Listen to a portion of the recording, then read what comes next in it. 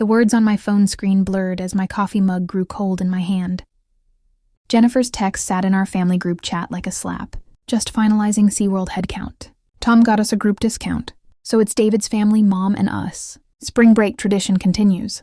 I read it 3 times, my throat tightening with each pass. 5 years of this tradition. 5 years of my son Marcus being part of the cousins. And now suddenly we weren't even mentioned. The group chat stayed silent. No one questioned it. No one asked about us. Just 3 thumbs-up reactions, and my mother's sounds perfect. Marcus appeared in the kitchen doorway. Newspaper delivery bag already on his shoulder. It was 5:45 in the morning on a Saturday. This kid woke before dawn every single day to earn money for a bike. Never complained. Never asked why his cousins got everything. Handed to them while he saved quarters in a jar. Heading out, Mom. I forced a smile. Be safe, honey. Text me at the halfway point. The door clicked shut and I stared at that text again. My sister had always been like this. Subtle exclusions, quiet judgments about my modest apartment, my freelance design work, the fact that Marcus delivered papers. She assumed struggle. She assumed I couldn't afford to keep up. What she didn't know was that the settlement from my ex-husband's company buyout 2 years ago sat untouched in my accounts. Substantial money, enough to buy a house outright, enough to never work again if I chose not to. Money. I chose not to flash around because I wanted Marcus to learn what actually mattered. My name is Nicole. I'm 38 and I'm a graphic designer. This is the story of how I taught my family that assumptions have consequences. My fingers moved across my phone screen, pulling up the SeaWorld VIP booking site. Private cabana packages, behind-the-scenes tours, exclusive dolphin encounters with actual trainers. The kind of experience Jennifer's discount tickets would never touch. The premium spring break package came to just over $24,000. Booked it for the exact same week, then returned to the group chat. Understand completely. Marcus and I will make our own plans. Have fun. Jennifer's response came in seconds. I knew you'd get it. Our kids have been planning specific rides for months. And you know how different age groups are. I didn't reply. I just forwarded my confirmation to my private email and went about my weekend. Over the following week, Jennifer flooded social media. Her kids shopping for new swimsuits. Videos of them planning which attractions to hit first. Her husband Tom apparently got an amazing deal through his company. Every post felt designed to showcase what we were missing. Marcus noticed on Tuesday, Mom, are Aunt Jennifer and everyone really going to SeaWorld without us? I looked at my son, this 12-year-old who never asked for anything, who worked harder than kids twice his age, who saved every dollar with quiet determination. We're going to, honey. Different days, but we'll be there. His whole face transformed. Really? We can afford it? You've worked incredibly hard this year. You've earned something special. When Monday morning arrived, Marcus and I headed to the airport while Jennifer's family drove down, planning to arrive the next day. The luxury SUV that picked us up from the airport had Marcus pressing his face to the window, taking in San Diego like it was another planet. Our Bayview hotel suite drew the same reaction. Respectful amazement, questions in his eyes that he was too polite to ask. That was Marcus. Patient, trusting, never demanding explanations. The next morning, we left our hotel early and entered through a private VIP entrance before the park opened. Our guide, Patricia, an actual marine biologist, greeted us with genuine warmth. We have an incredible day planned for you both. She led us behind the scenes, animal care facilities, private viewings before crowds arrived, areas most visitors never knew existed. Marcus asked 100 questions, and Patricia answered each one, like he was a colleague rather than a kid.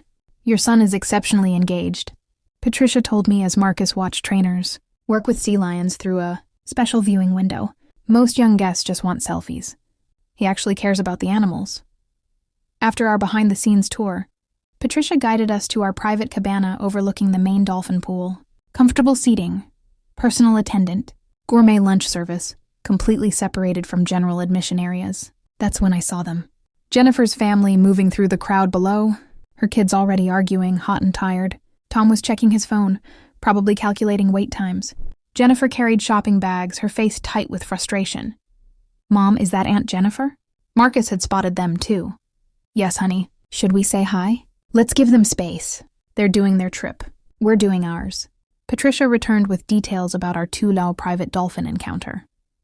This is our most exclusive experience.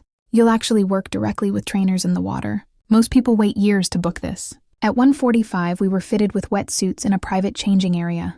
Marcus vibrated with excitement. asking if he could take photos to show his friends from his paper route. The private pool was partially visible from certain public viewing areas. I hadn't planned it, but as we entered the water, Jennifer's family had worked there, way to the viewing rail for a break between shows. Jennifer saw us first.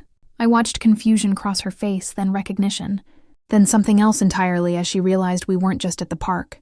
We were in the water with dolphins while trainers worked exclusively with us. Marcus was oblivious, completely focused on the bottlenose dolphin named Splash swimming around him. A trainer was teaching him hand signals, letting him interact directly.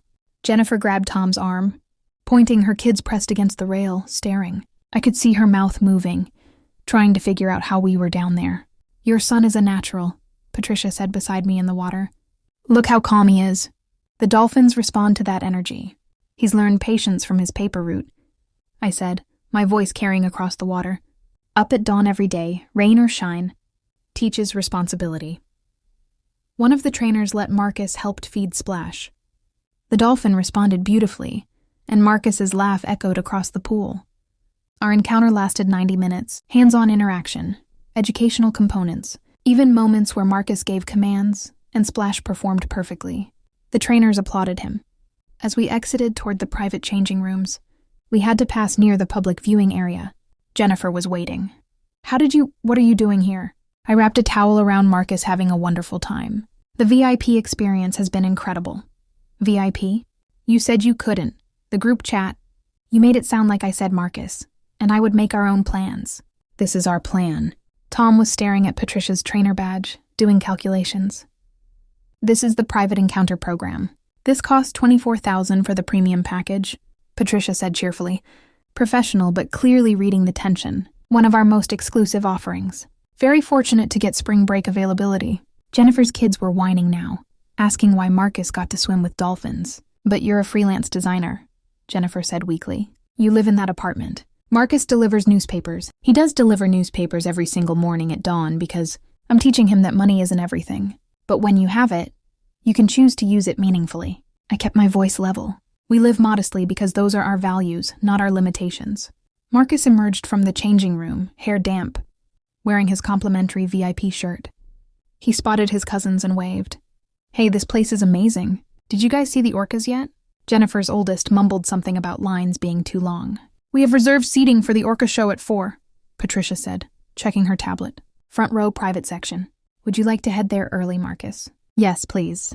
Marcus was already walking with Patricia, then stopped. "Mom, you coming?" "Right behind you, sweetie." I turned back to Jennifer. "Your text said Marcus wouldn't fit in, that your kids had been planning for months and he just didn't belong." I let that statement breathe. "You were right. He doesn't fit in with entitlement. He fits in with people who work hard, stay humble, and appreciate what they have." "I didn't mean," Jennifer started. "You did mean it. You meant exactly what you said. You assumed that because we live simply and Marcus works hard, we couldn't afford to be included. You decided for us." I adjusted my bag. "Marcus will remember this trip forever. Not because of what we spent, but because he learned that character matters more than appearances. I hope your kids learned something valuable this week too." "Now," Tom put his hand on Jennifer's shoulder as I walked away. I heard him say quietly, "I told you not to send that text." The rest of our day was spectacular. The orca show from reserved seating, a private sea lion encounter, dinner at the premium restaurant, where the chef personally talked to Marcus about sustainable seafood. On the ride back to our hotel, Marcus was quiet processing. "Mom." "Yes." "Honey." "Yeah." "Aunt Jennifer didn't want me to come on the family trip, did she?" I took a breath. "No, sweetie, she didn't, because she thought we were too poor. Something like that." He was quiet for another moment. "But we're not poor." "No, we're not. But we also don't need to prove that to anyone. We live the way we do. Because I want you to understand that character and hard work matter more than impressing people. Is that why you let me keep doing the paper route even? Though we don't need the money?" "Smart kid." "Yes. Because the money you're earning isn't the point. The discipline, the responsibility, the pride in doing something well. That's the point." "I like the paper route," he said. "Even when it's cold." "I know you do. And that's exactly why today was special. Not because of the dolphins or VIP treatment, but because you've earned the right to enjoy something without guilt. You know the value of hard work.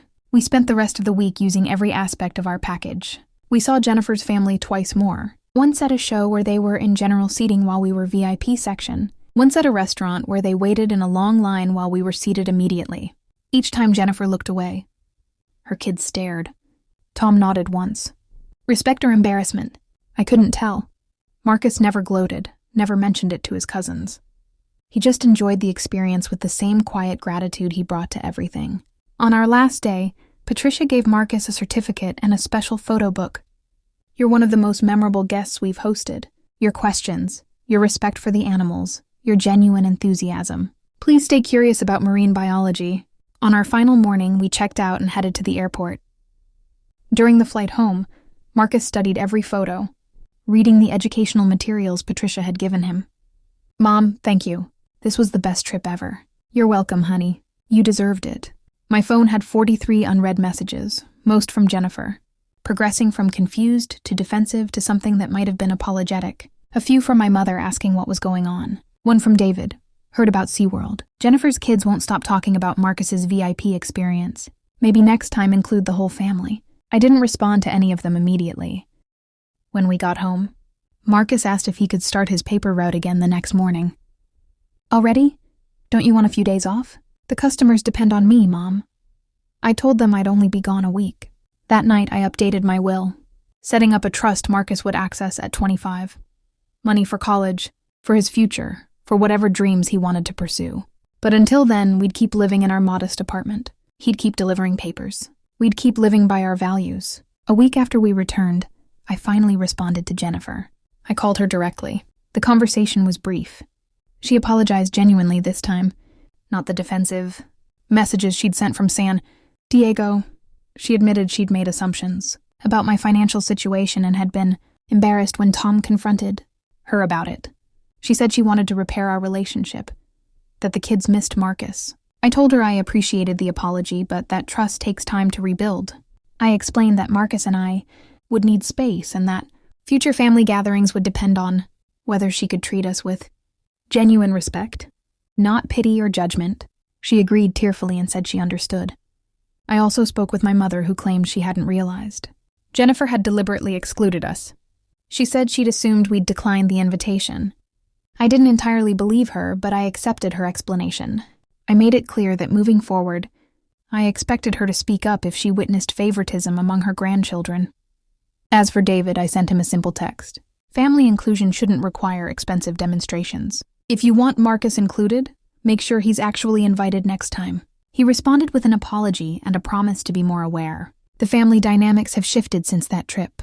We're not back to how things were, and honestly, I'm not sure we ever will be. But there's a new understanding, now that Marcus and I won't be overlooked and that assumptions about our circumstances won't go unchallenged. Marcus was up at 5:30 the next morning, ready for his route. I made him breakfast and watched him head out into the dawn. Responsible, humble, kind. The text that started everything was still in my phone. Just finalizing SeaWorld headcount. Like we didn't exist. Like my son didn't matter. But he did matter. And now Jennifer knew it. Now her kids knew it. Now everyone knew that the quiet kid who delivered papers before dawn had more character in his smallest finger than most people, developed in a lifetime. That was worth more than any VIP experience could ever cost. Before you go, here's a quick bonus for sticking around. If you love learning and growing like I do, you need to try audiobooks. I've got an exclusive deal with Audible. Your first month is completely free. That's access to over 500,000 titles, zero cost to you. All the details are waiting in the description. Don't miss this one.